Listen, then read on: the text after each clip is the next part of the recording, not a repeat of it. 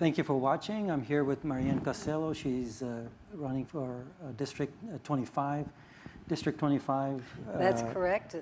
Mostly on the northeast side, correct? State representative. It's kind of the heart of the northeast side. It's right around Coronado Mall. Right. I think the base is Lomas, I think, and then goes all the way to Montgomery. Some parts of it, but not. It's Carlisle to Wyoming on Manal, Indian School, and Constitution. On the sides, it's kind of cut out in different areas. So Pretty big district. it's a pretty good size, yes. It's a good There's size, 32 precincts involved in it. Yeah, there are quite a few people there. About But this 30,000. is the heart of the city almost there. I Yes, think it there's is. a lot of people that reside there and stuff. Well, the northeast high is the largest quadrant. Right. Yeah, and so this is right in the heart of that quadrant. Yes, it there, I is. think. So how do you feel so far? I'm excited. I've really enjoyed. This is a very new thing for me. I've not really been in politics. I just felt a sense of duty that it was important for me to get involved. We've got a lot of issues. I'm awake to a lot of the issues that we have going on in the state, in the community, and in the country. And I think it's important that people get themselves involved, and this is how I choose to do it.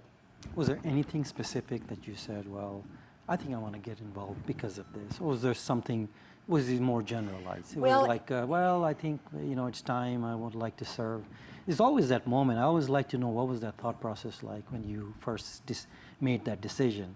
Was it just something you were talking to your family about, or? No, it's funny. I have a Democrat family. I was raised in a Democrat family, hardworking, and actually, my moments kind of have been building up. 2008, I was working a job I really loved, and I lost that job along with 250 other people.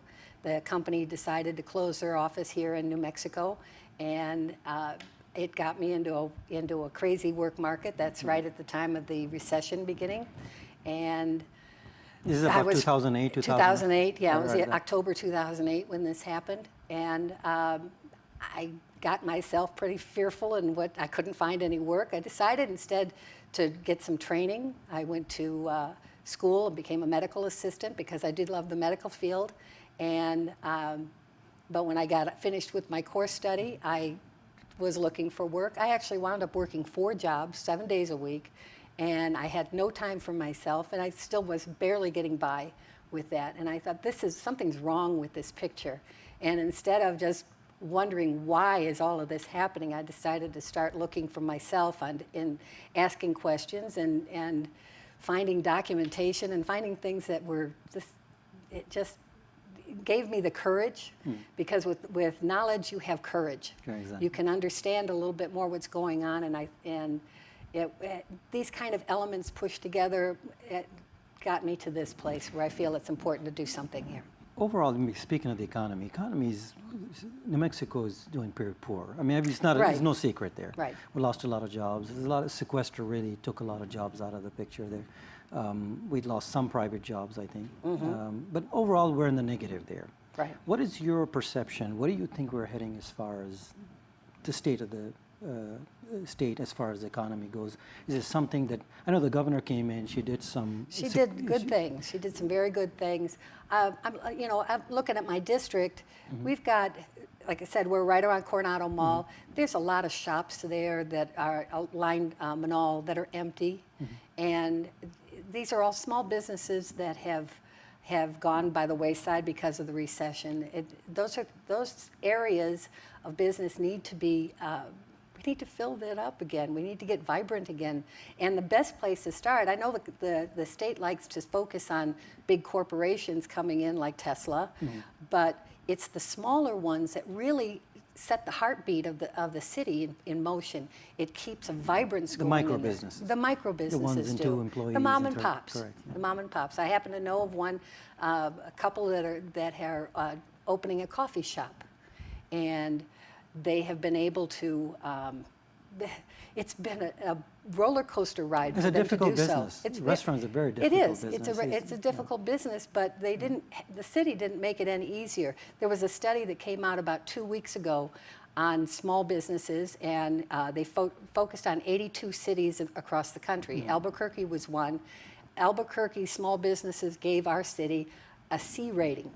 It wasn't unfriendly, but it wasn't welcoming either. So they don't do enough to give opportunities to individuals to be able to employ just a handful of people for a nice small business. Well, this last go around after the housing bubble crashed and we came into this slump, the nation's going through almost a second Yes. recession there, all double.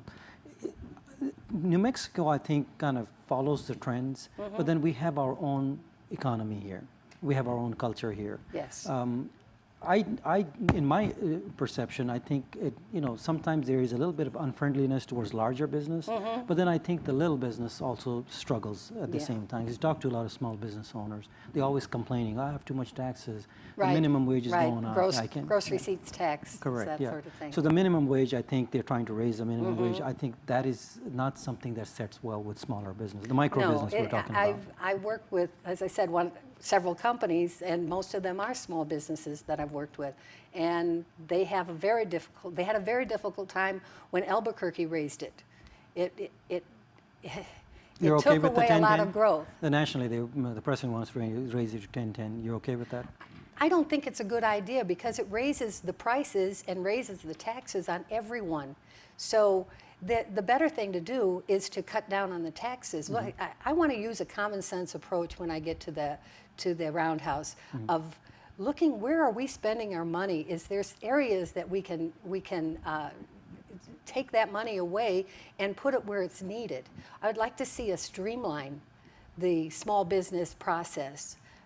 Perhaps even putting in liaison positions that come to the business, work with the owner of the business to get a very clear picture of what they're doing, of the process of opening their business. The coffee shop I just mentioned, the owners of that, half the time they would come home from dealing with the city in tears because they were told, at one point they were told the fee for their permit was a particular permit was going to cost anywhere from $1,000 to $5,000, but they'll let them know. Well, it turned out to be $28. It's not very business friendly. It's not friendly. Yeah, it's That's not not friendly. the right way to do it. Plus, you have no timeline of how long this stuff is going to take. Correct. So that's not hard to do. It just needs to be done. And I think that is something that I would like to see initiated in the State House.